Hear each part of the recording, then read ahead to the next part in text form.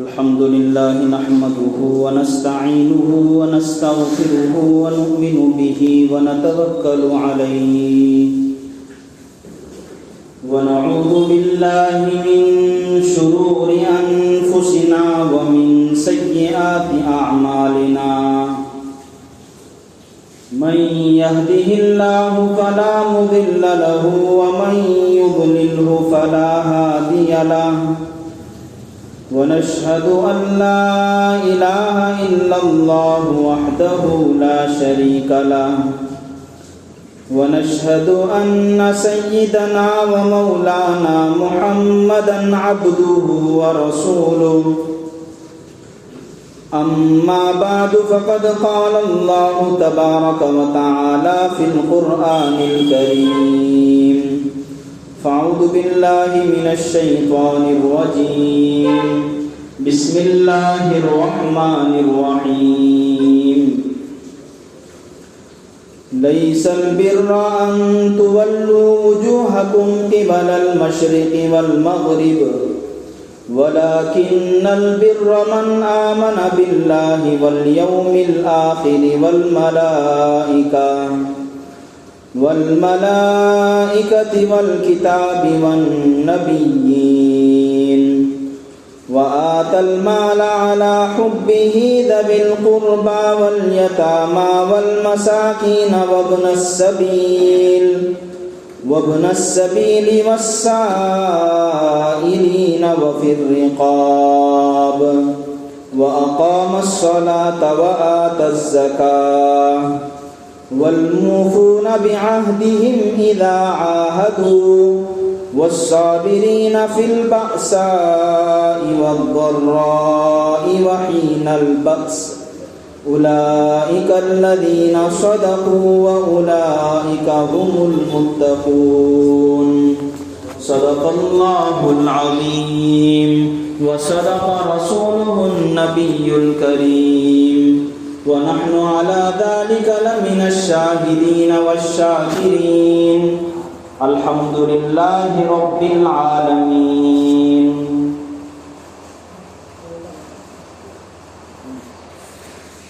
بزرگان محترم، عزیز نوجوان بھائیوں، دوستوں، اس وقت جو آیت کریمہ آپ حضرات کے سامنے تلاوت کی گئی، یہ آیت ایک خاص موقع پر رسول اللہ صلی اللہ علیہ وسلم پر نازل کی گئی تھی۔ موقع تو خاص تھا، حالات تو خاص تھے، لیکن اللہ تبارک و تعالیٰ نے جو اسلوب اور جو انداز اختیار فرمایا ہے، اس سے علماء یہ بات لکھتے ہیں کہ یہ آیت صرف اس موقع کے لحاظ سے نہیں بلکہ قیامت تک آنے والے تمام حالات کے لحاظ سے۔ پہلے ہم یہ سمجھتے ہیں کہ اللہ تبارک و تعالیٰ نے یہ واقعہ، یہ کون سا واقعہ تھا یا کون سی حالت تھی، کیفیت تھی کہ یہ آیت کریمہ نازل ہوئی۔ ہم لوگ جانتے ہیں کہ رسول اللہ صلی اللہ علیہ وسلم مکہ مکرمہ میں پیدا ہوئے، 40 سال امانت داری اور صدق و صفا کے ساتھ آپ نے زندگی گزاری، اور ہر آدمی آپ کو الصادق الامین کہہ کر پکارا کرتا۔ الصادق کے معنی ہے سچا، اور الامین کے معنی ہے امانت دار۔ ہر آدمی خاندان والا ہو یا خاندان والا نہ ہو، اسی علاقے کے رہنے والا ہو یا اس علاقے کا رہنے والا نہ ہو، مکہ مکرمہ میں آ کر کعبے کے ارد گرد جو محلہ آباد تھا، وہاں محمد کے نام سے کم لوگ پکارا کرتے تھے، الصادق الامین کے نام سے پکارا کرتے تھے۔ 40 سالہ زندگی گزارنے کے بعد اللہ کے نبی صلی اللہ علیہ وسلم کو جب نبوت سے سرفراز فرمایا گیا تو آپ اللہ کی طرف لوگوں کو بلاتے ہوئے بت پرستی اور مورتی پوجا سے باز رکھنے کے لیے آپ نے لوگوں کے سامنے سب سے پہلے ایک پیغام رکھا، ایک میسج رکھا، ایک دعوت رکھی۔ لیکن اختلاف کرنے والے اختلاف کرنے لگے اور اختلاف کرنے والے ہی زیادہ تھے، ماننے والے کم تھے۔ بالآخر ایک طویل عرصہ تقریباً 10 سال وہاں گزارنے کے بعد آپ صلی اللہ علیہ وسلم 10-12 سال کے بعد اللہ تبارک و تعالیٰ کا حکم پا کر وہاں سے مدینہ منورہ منتقل ہوئے۔ اللہ کے نبی صلی اللہ علیہ وسلم جب تک مکہ مکرمہ میں تھے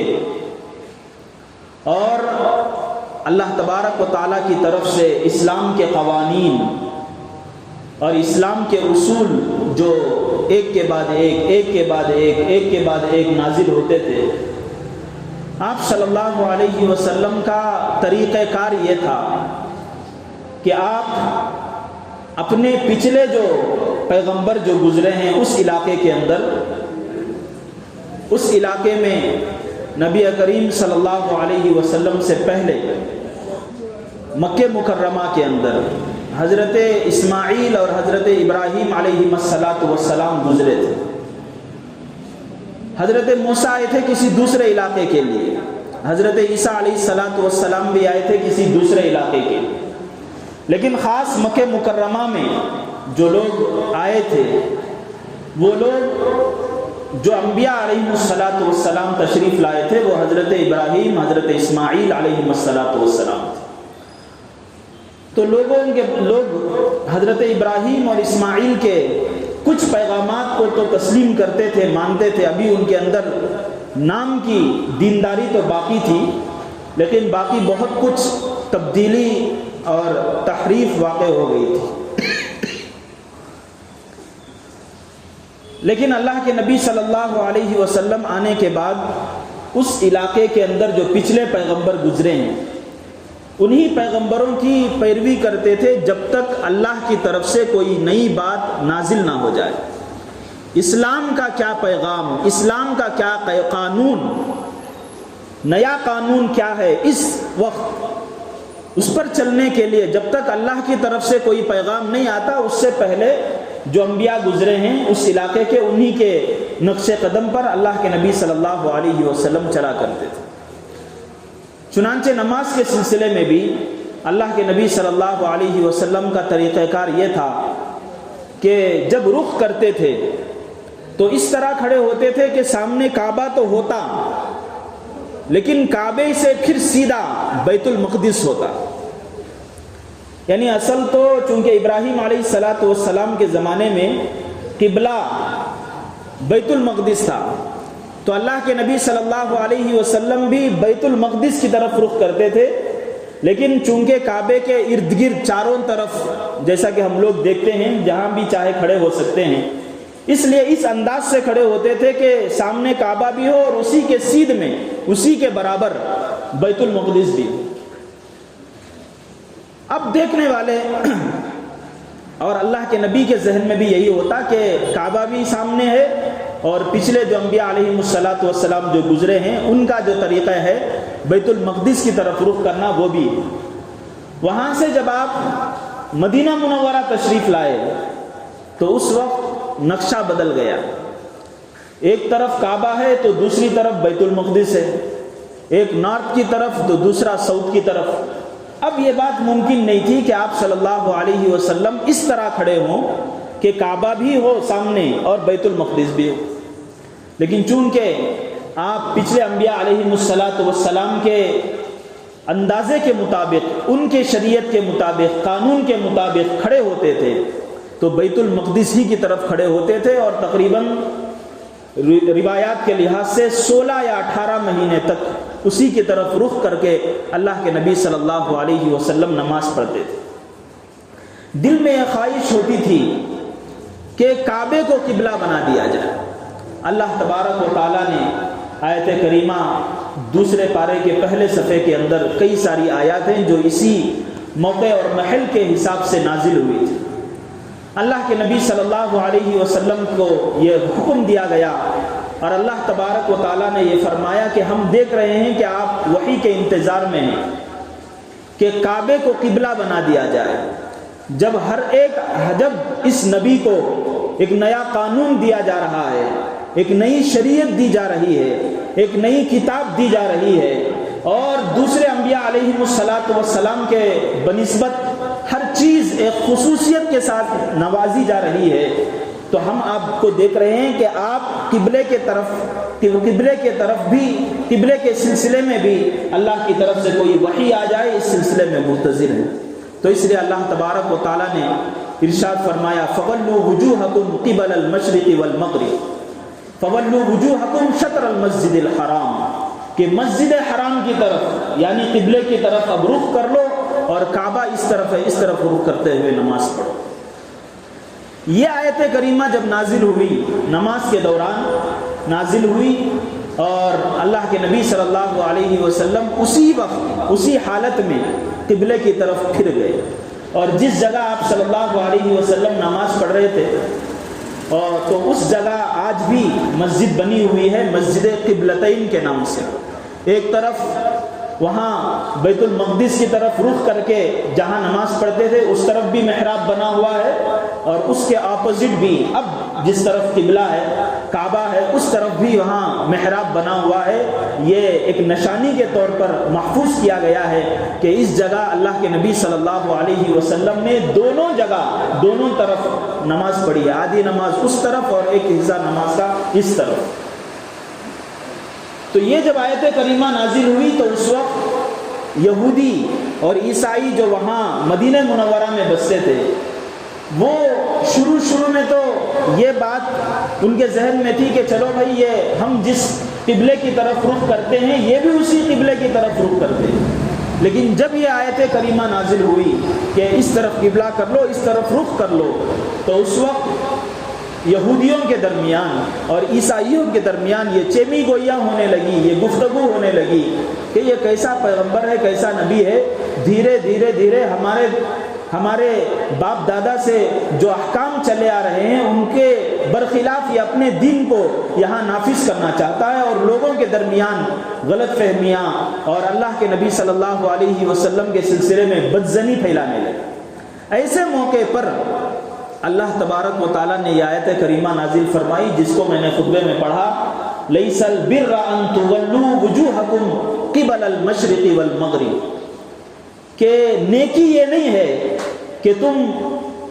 اس طرف رخ کر لو، مشرق کی طرف یا مغرب کی طرف۔ ایمانداری یہ نہیں ہے کہ تم قبلے اس کو مانو یا اس کو مانو۔ ایمانداری یہ ہے، اللہ تبارک و تعالیٰ کی اتباع یہ ہے، اور اس حقیقی مسلمانی یہ ہے کہ اللہ جس چیز کا حکم دے دے اس کے پیچھے چل پڑو۔ اللہ آج کہے کہ اس طرف رخ پڑنا ہے تو اس طرف ہم رخ کر کے پڑیں گے۔ اللہ اگر ہمیں یہ کہے کہ اس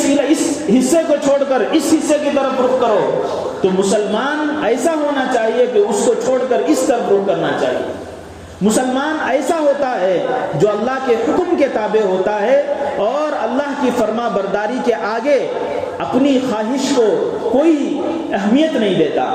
اس کی خواہش کیا کہتی ہے، اس کا ذوق کیا کہتا ہے، اور اسی طرح اس کا نظریہ اور اس کی فکر کیا ہے۔ مسلمان وہ نہیں ہے جو اپنے نظریے کے مطابق چلے، اپنے فکر کے مطابق چلے، اپنے سوچ کو آگے رکھے، اپنے ذوق کو سامنے رکھے کہ مجھے یہ خواہش ہے میں یہ کروں گا، مجھے یہ پسند ہے میں یہ کروں گا۔ ایسا نہیں۔ اللہ نے ارشاد فرمایا کہ یہ ظاہری چیزیں، اس طرف رخ کر کے نماز پڑھنا یا اس طرف رخ کر کے نماز پڑھنا، یہ ظاہری چیزیں ایمان کی علامت نہیں ہے۔ ایمان کی علامت تو یہ ہے جو اللہ تبارک و تعالیٰ نے تقریباً 16 چیزیں اس آیت کریمہ کے اندر بیان فرمائی، اور ان آیتوں کو سامنے رکھیں گے تو ہمیں دین کا ایک پورا نقشہ ہمارے سامنے آ جاتا ہے جو اللہ تبارک و تعالیٰ نے ارشاد فرمایا۔ چنانچہ اللہ تبارک و تعالیٰ نے ارشاد فرمایا لَيْسَ الْبِرَّ أَن تُوَلُّوا وُجُوهَكُمْ قِبَلَ الْمَشْرِقِ وَالْمَغْرِبِ، کہ یہ نیکی یا ایمانداری یہ نہیں ہے کہ تم کبھی اس طرف رخ کرو، اس طرف رخ کر کے نماز پڑھو۔ نہیں، ایسا کچھ نہیں، بلکہ ولیکن البر، لیکن نیکی اور صحیح ایمانداری یہ ہے کہ من آمن باللہ والیوم الآخر والملائکۃ والکتاب والنبیین. صحیح ایمانداری یہ ہے کہ آدمی اللہ پر ایمان لائے،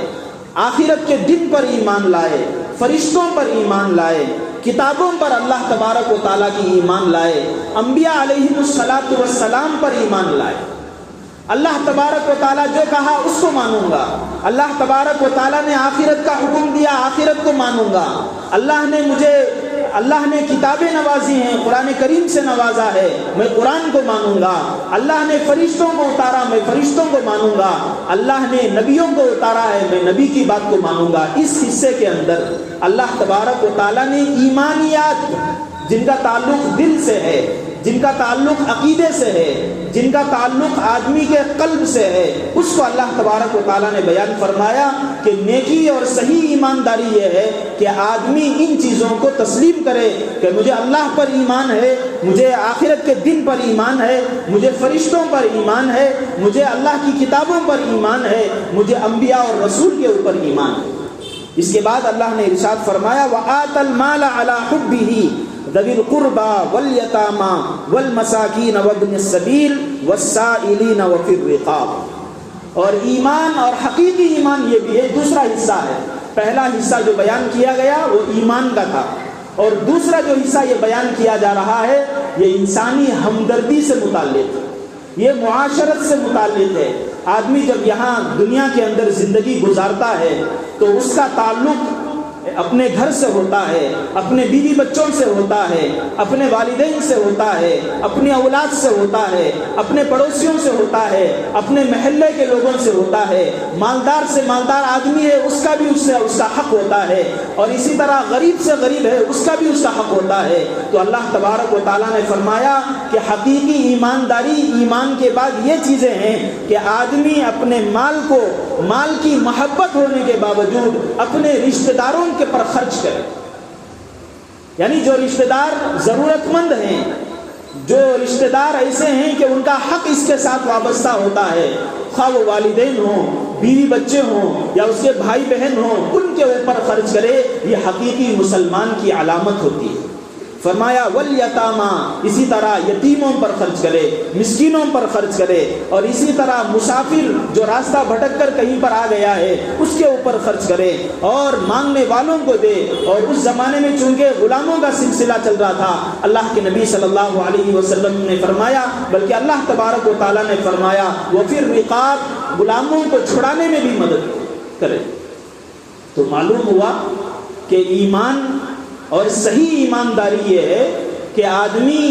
اللہ پر بھی ایمان رکھتا ہو، رسول پر بھی ایمان رکھتا ہو، کتابوں پر بھی ایمان رکھتا ہو. ہم لوگ جو ایمان مفصل کے اندر جو پڑھتے ہیں ان پر ایمان کے ساتھ ساتھ آدمی انسانیت کی بنیاد پر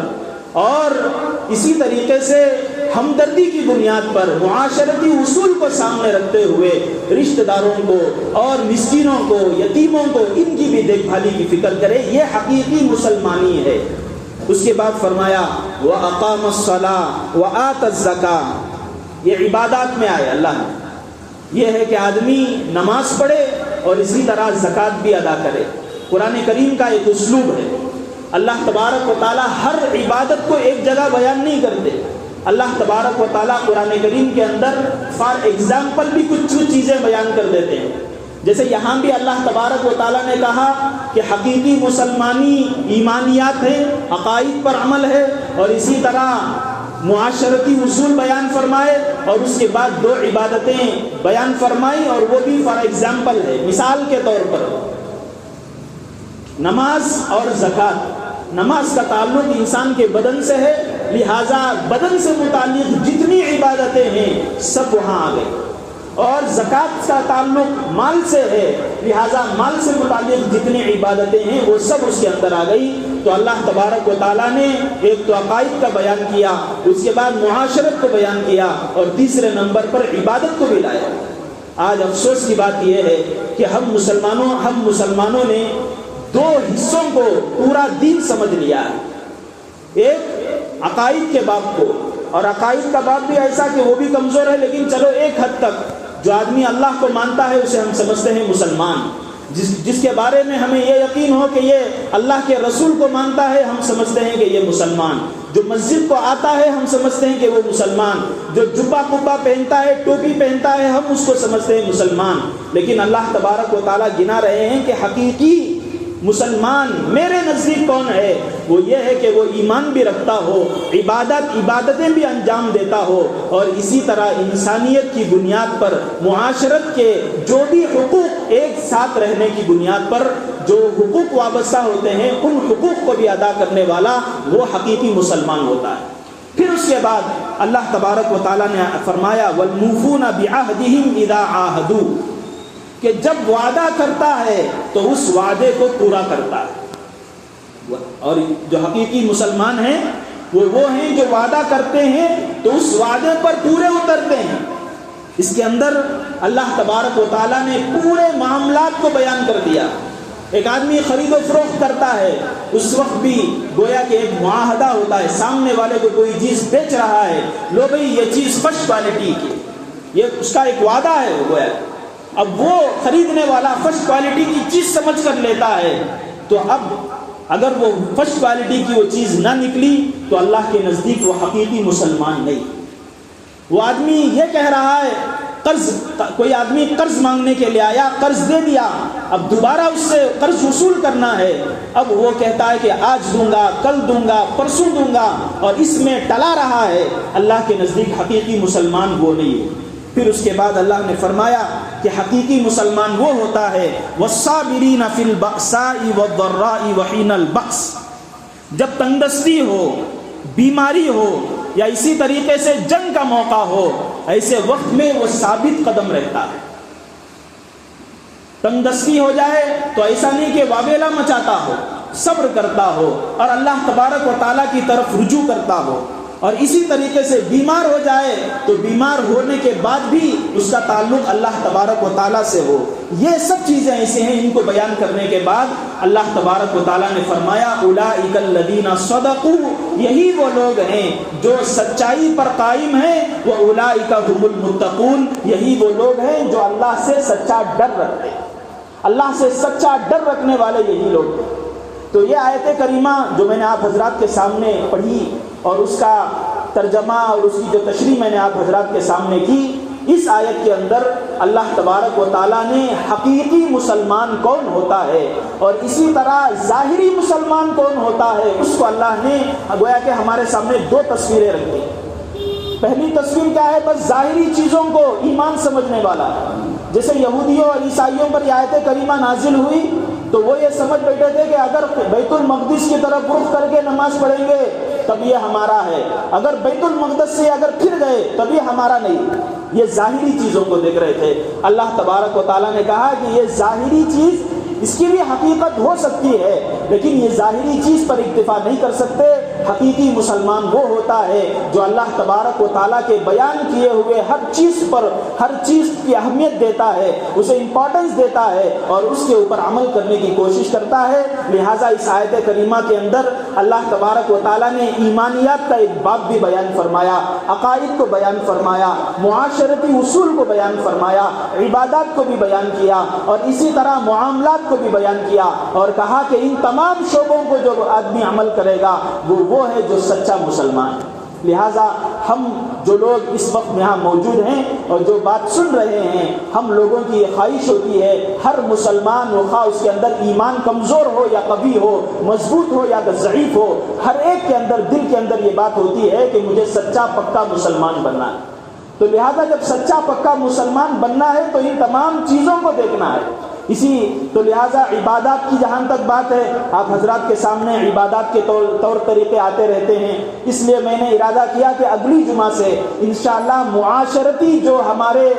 اللہ تبارک و تعالیٰ نے جو اصول بیان کیے ہیں، ہمارا تعلق ہوتا ہے بیوی بچوں کے ساتھ، والدین کے ساتھ، پڑوسیوں کے ساتھ، تو اسلام کی کیا شبیہ ہے، اسلام کا کیا میسج ہے، آدمی بیٹے کو کیا حکم دیتا ہے والدین کے ساتھ اسے کیا سلوک کرنا، والدین کو کیا حکم دیتا ہے اولاد کے ساتھ اسے کیا سلوک کرنا، بیوی کے کیا حقوق ہوتے ہیں شوہر پر، شوہر کے کیا حقوق ہوتے ہیں بیویوں پر، اسی طریقے سے پڑوسیوں کے اوپر کیا حقوق ہوتے ہیں، محلے والوں پر کیا حقوق ہوتے ہیں، امر بالمعروف اور نہی عن المنکر کا شعبہ کیا ہے، انشاءاللہ ترتیب سے جو معاشرتی پہلو ہے انشاءاللہ میں اس کو آئندہ جمعہ سے بیان کروں گا۔ آپ حضرات کے لیے یہ تمہید کے طور پر یہ آپ کے سامنے یہ بات پیش کی گئی تھی۔ آپ حضرات سے گزارش ہے کہ جلدی آنے کی کوشش کریں اور بات کو مکمل سننے اور اس پر عمل کرنے کی کوشش کریں۔ اللہ تبارک و تعالیٰ ان باتوں پر سب سے پہلے مجھے بھی عمل کی توفیق عطا فرمائیں، آپ حضرات کو بھی عمل کرنے کی اللہ توفیق عطا فرمائیں۔ وآخر دعوانا الحمد للہ رب العالمین۔